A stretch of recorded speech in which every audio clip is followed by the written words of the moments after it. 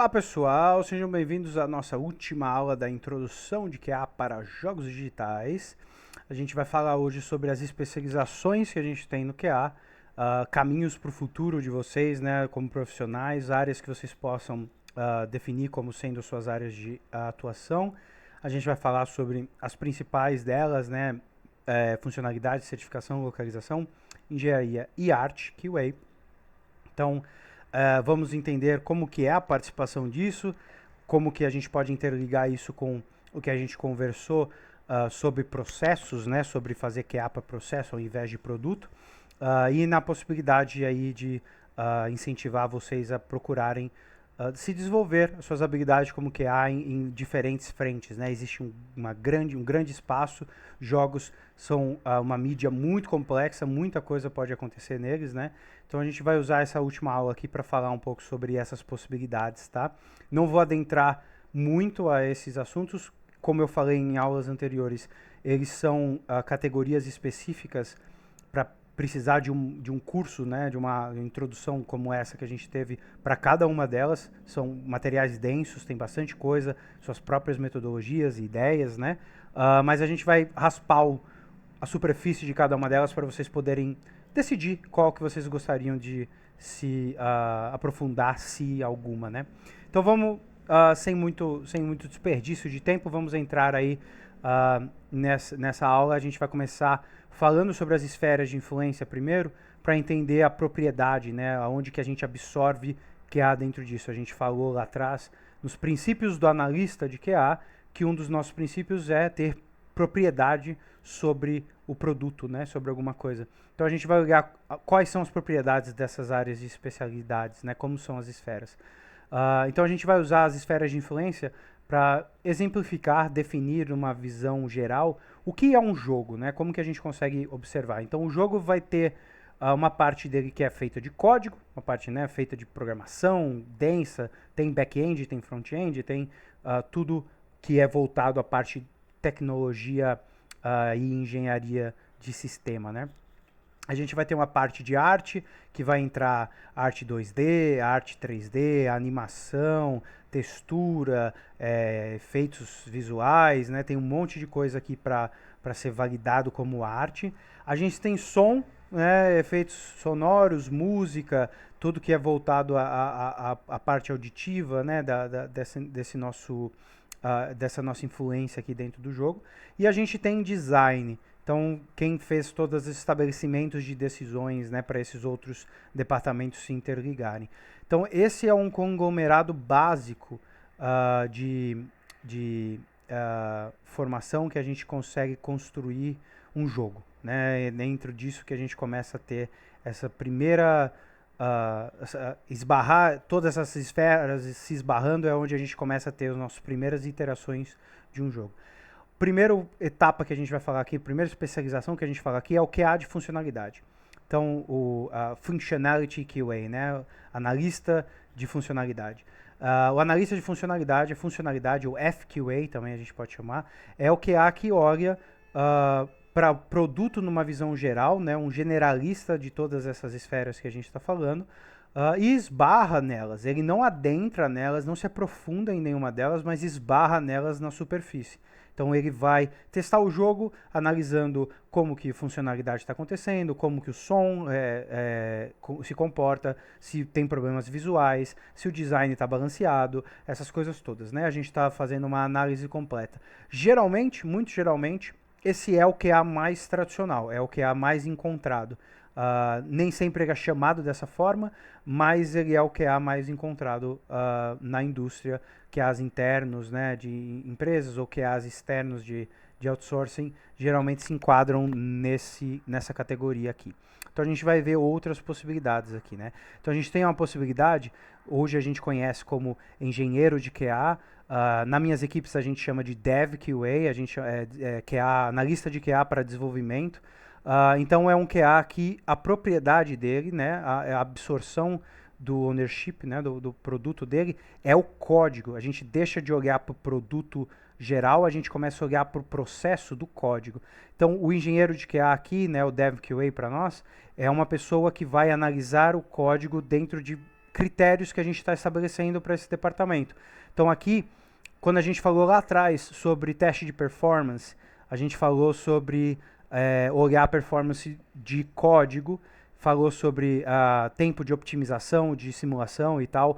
O que o engenheiro de QA faz aqui, o que o Dev QA faz aqui é fazer essa análise. A gente vai pegar um código e vai desafiar a qualidade desse código. Se ele está implementado dentro do consenso que a gente espera de programação, se ele está seguindo, né, as nomenclaturas e processos que foram estabelecidos no começo do projeto, se ele está montado numa perspectiva de optimização boa, né? Como que tá os resultados de optimização da simulação desse processo.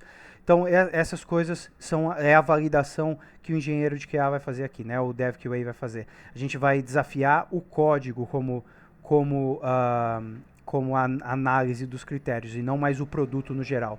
Da mesma forma, a gente tem o ArtQA, como a gente viu lá no processo que eu apresentei, né? O impacto de não fazer a análise de QA de um asset 3D, por exemplo. Aqui a gente tem o ArtQA entrando aí nessas esferas todas, né? Essa mesma análise voltada para arte 2D. Então, arte 2D a gente vai ter algumas definições de critério como resolução de imagem, contagem, né, de pixels, peso de imagem. Às vezes dentro do Photoshop tem maneiras como layers precisam ser estabelecidos. Essas coisas todas são critérios. A gente falou sobre isso, que é validação de critérios. Então o ArtQA ele vai desafiar o produto, né, ou o processo de arte ao invés de um produto geral. Então ele vai entrar na parte técnica de assets 3D. Então o nosso time, né, eu tenho o time de ArtQA que trabalha com 3D, que faz análise de número de contagem de polígonos, nomenclatura de texturas, resolução de densidade de UV. Então são várias coisas várias coisas técnicas dentro do processo que são analisadas por esse time, não mais aquele produto final lá na frente como a gente está acostumado, né? A gente tem, fora desses escopos, uma área que a gente fala sobre publicação, né? Então, quando o jogo está pronto, a gente precisa publicar ele. Ou a gente precisa colocar na Steam, ou entregar para PlayStation, para publicar na PlayStation, ou a gente vai fazer uma publicação própria, numa loja própria, independente de como for. Uma das coisas que a gente vai analisar aqui, que fica entre publicação e design, é o LQA, que é a QA de localização, né? Ou o QA de localização. Ele é o QA que é voltado para essas duas coisas. Por quê? Localização é uma metodologia de tradução, né, que não basta só traduzir, ele é uma aplicação da cultura local dentro da tradução. Então a gente não está só traduzindo, a gente localiza. Então quando você vê, né, num jogo, pessoas, se for ver o Cyberpunk, por exemplo, né, um jogo polonês, a CD Projekt é polonesa, né? Produziu Cyberpunk. Se você joga ele em português, os membros dos nômades, que são o povo do deserto, eles falam com sotaque caipira, né? De sotaque interior. Algumas pessoas um pouco mineiro, outras pessoas um pouco capixaba, o que é definido, né, no preconceito brasileiro do que é o caipira, né? Na Polônia não existem esses dialetos, né? Eles não usam esses dialetos. Então isso foi localizado para nós. No processo de localização foi decidido que ia ser feito dessa forma. Então foi traduzido e localizado. E aí o LQA, o Localization QA, é o QA que foca nisso. Eles são tradutores, eles vão olhar para ver se essa localização realmente está dentro da cultura, se ela abraça realmente a cultura, se ela é válida nos dias atuais ou nos dias que o jogo está representando, né? Às vezes a gente está falando de uma gíria que num jogo atual já nem faz sentido porque é uma gíria muito antiga que não se usa mais, coisas desse tipo, né? Então também vai analisar, como é uma parte de design, ele também vai analisar como que os textos, né, estão se interligando na interface. Então se a gente olha, por exemplo, comparação, se você escreve um texto em inglês, traduz ele para o português é uma língua bem mais extensa. Então, se a gente fez uma interface que cabia as coisas em inglês, às vezes o português vai começar a quebrar essa interface, vai sair para fora, não vai caber. Então, o LQA faz esse processo de análise da qualidade desses critérios. A gente fala sobre design e publicação porque o LQA ele participa da publicação na decisão, né, na definição das regiões que o jogo vai ser lançado por causa das línguas que ele está recebendo, da localização que ele está recebendo. E por fim a gente tem o QA de certificação, que é um QA focado totalmente em publicação. O que é a certificação, né? Quando vocês produzem um jogo, vamos imaginar que a gente terminou o jogo, a gente vai entregar esse jogo para tentar vender ele no PlayStation, a gente quer que a Sony coloque ele lá na loja. Quando a gente envia o jogo para a Sony, esse processo é chamado de submissão para compliance, né, para certificação. Esse processo é pago, você paga a Sony para mandar o jogo para eles, e aí os testers de certificação deles vão rodar linhas guias que a Sony tem para jogos serem publicados dentro da loja da Sony. São linhas que a Sony estabeleceu como qualidade de produto que eles oferecem dentro dos serviços deles. Se você falhar nessa submissão, se os testers encontrarem bugs de submissão, eles bloqueiam a sua submissão, você precisa consertar esses problemas para poder ser aceito na loja da PlayStation. Então esse é o QA de certificação. Cada uma das first parties, né, as primeiras partes, a Sony, o Xbox, a Nintendo, a Apple, o Google, a Steam, cada uma delas tem suas próprias guidelines, umas são bem mais densas, outras são bem menos, umas são bem técnicas, outras são bem abstratas, mas elas têm suas próprias, cada uma delas tem a sua própria, são especializações, até que, né, se vocês definirem por serem especialistas em certificação, é bem provável que vocês tenham que decidir uma plataforma. É muito difícil de você ser um especialista em múltiplas plataformas para certificação, porque é uma documentação muito densa, é muita informação, ela é difícil, tá? É bastante coisa. Então, essa é outra especialização que a gente tem. Os jogos todos que vão ser publicados em plataformas passam por esse processo de certificação. Então, se você puder se especializar nisso e ajudar, né, a sua equipe a se prevenir desses problemas, vocês não vão falhar a submissão e ter que repagar a Sony várias vezes para ter o seu jogo publicado. Então aqui é outro impacto que a gente traz do como que QA participa, tá? Essa é uma definição aí para vocês de futuro da carreira do QA. A gente consegue imaginar aqui, né, onde vocês estão agora, o que vocês conseguem produzir agora, áreas para vocês aprenderem mais, se aprofundarem mais sobre QA.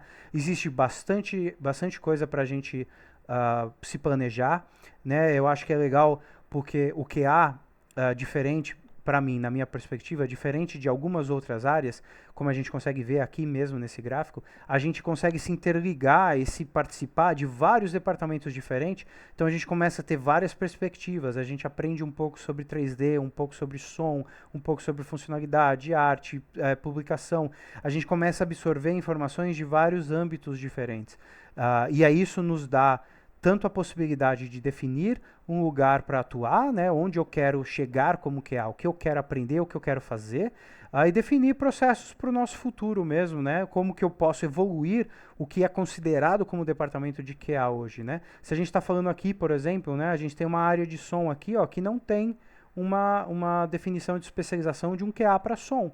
Se a gente tem alguém que é muito bom em som, muito especialista, conhece muita coisa técnica, talvez não seja uma ótima área para se criar uma nova vaga, chegar num estúdio que não oferece esse serviço e falar, vim te comprovar o porquê que você precisa de um QA para som. Então essas são definições do QA para futuro, tá? Espero que vocês tenham gostado dessa introdução, é bastante coisa, né? A gente consegue ver que o QA é muito mais do que a gente escuta por aí, tem muita coisa a ser desenvolvida ainda, tem muita coisa se desenvolvendo, a gente absorveu muita coisa de software, mas vocês podem ver, né, até por essa esfera, os jogos começam a ser uma mídia mais extensiva, mais complexa em comparativo ao software, mas numa perspectiva de esferas, né? Existem softwares que são extremamente complexos em várias outras camadas do que um jogo é, mas quero dizer em diferentes departamentos participativos, né? Isso nos dá a oportunidade como QA de participar desses departamentos de forma mais ativa, usando aqueles princípios que a gente conversou, entendendo o que são as metodologias de teste, como a gente pode reaplicar isso, né? Então, por exemplo, a gente falou sobre teste guiado de checklist. O meu time de Art QA, eles fazem checklist também, não é só o time de funcionalidade. Inclusive, eles constroem a checklist do projeto, de todas as definições técnicas, passam isso para os artistas. Os artistas 3D vão modelar coisas seguindo a checklist que esse time aqui montou, para evitar bugs. É um processo. Então, vocês têm que entendam essa introdução que eu dei para vocês entenderem como vocês conseguem expandir isso, né? A minha ideia aqui é passar essa base para vocês construírem o futuro de vocês e do QA daqui para frente. Beleza? Muito obrigado, gente, por me escutar aí. Eu sei que eu falo muito, falei bastante, suei pra caramba. Se vocês viram aí com high definition, vocês vão ver a minha testa suada o tempo inteiro. Fiquem à vontade sempre de me procurar, eu estou disponível no LinkedIn, podem procurar por Vinícius Guiral, vocês me encontram. Qualquer dúvida pode me chamar lá, eu falo com todo mundo, eu sou muito aberto no LinkedIn, sou muito polêmico no LinkedIn, tem várias coisas lá para quem está querendo ver mais sobre QA. Eu apareço lá de vez em quando falando algumas abobrinhas e brigando com estruturas muito restritas, né, do QA. Então, fiquem à vontade de entrar em contato, me sinto muito solícito para ajudar e eu espero que isso tenha dado algum norte para vocês e estou muito, muito animado de ver o que vocês vão produzir daqui para frente, beleza? Obrigado, a gente se vê numa próxima e até mais.